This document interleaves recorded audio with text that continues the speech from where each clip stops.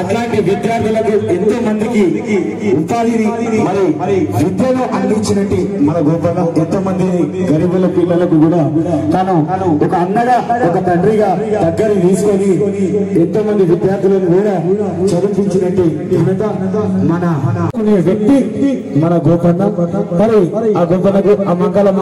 ఆశీర్వాదాలు ఉండాలని కోరుకుంటూ